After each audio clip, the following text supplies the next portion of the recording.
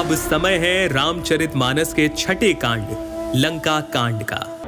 हम बाल, अयोध्या, अरण्य, किष्किंधा और सुंदर कांड के बाद लंका कांड के युद्ध आरंभ की चर्चा करेंगे। लंका को अजय किला जानने के बाद भी वानर सेना श्री राम के प्रताप से निडर होकर चल पड़ी। चारों तरफ श्री राम जी की जय, लक्ष्मण जी की जय, वानर राज सुग्रीव की जय, ऐसी गर्जना होने लगी। सबसे पहले लक्ष्मण और मेघनाद के बीच में भयंकर युद्ध होता है। तब मेघनाद वीर घातनी शक्ति चलाता है जिससे लक्ष्मण जी मूर्छित हो जाते हैं। लंका के वैद्य सुषेण ने बचाव का एक ही उपाय बताया, संजीवनी बूटी। हनुमान जी संजीवनी लाकर लक्ष्मण जी को मूर्छा से वापस जगाते हैं और दूसरी तरफ रावण अपने भाई कुंभकर्ण को उठाकर सारी बात बताता है। अरे मूर्ख, जगत जननी जानकी को लाकर अब तू कल्याण चाहता है। अब आकर मुझे क्यों जगाया? हे तात, अब भी अभिमान छोड़कर श्री राम जी को भजो तो कल्याण होगा। रावण के ना मानने पर कुंभकर्ण ने भाई का साथ नहीं छोड़ा और श्री राम जी से युद्ध करते हुए वीर गति को प्राप्त हुआ।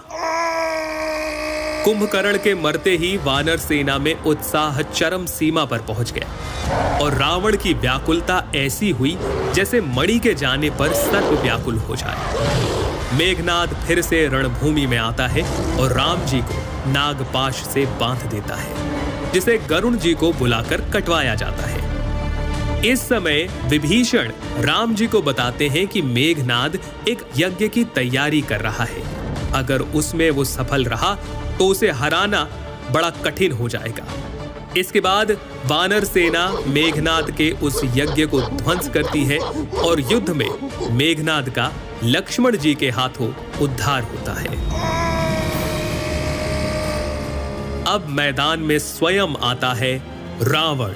हे उत्तम योद्धाओं, सुनो, तुम रीछ वानर को मसल डालो और मैं इन दो राजकुमार भाइयों को मारूंगा। वानर सेना श्री राम के प्रताप से राक्षसों को मारने लगती है, उनकी छाती चीर डालती है। अंतड़ियां निकालकर गले में डाले वो वानर ऐसे दिखाई पड़ते हैं जैसे नरसिंह भगवान अनेकों शरीर धारण करके युद्ध में क्रीड़ा कर रहे हो। इसके बाद पहले लक्ष्मण और रावण में युद्ध हुआ, मांझी और रावण में एक एक मुक्के का युद्ध हुआ और उसके बाद श्री राम और रावण रणभूमि में आमने सामने आए। हे तपस्वी, सुनो, तुमने युद्ध में जितने योद्धाओं को जीता है, मैं उनके समान नहीं हूँ। मेरा नाम रावण है। आज मैं तुम्हें निश्चित ही काल के हवाले कर दूंगा। रावण ने खूब तरह की माया रची, परंतु भगवान ने उसके सिर और भुजाएं काट दी। रावण फिर भी नहीं मरा। तब विभीषण ने बताया कि रावण के नाभि कुंड में अमृत का निवास है। श्री राम जी ने हर्षित होकर हाथ में विकराल बाण लिए, कान तक धनुष को खींचा और एक साथ 31 बाण छोड़े, जिनमें से एक बाण नाभि कुंड में और बाकी रावण के सिर और भुजाओं को काट डालते हैं, जिनसे रावण धराशाही हो जाता है और चारों दिशाओं में श्री राम की जय जयकार होने लगती है।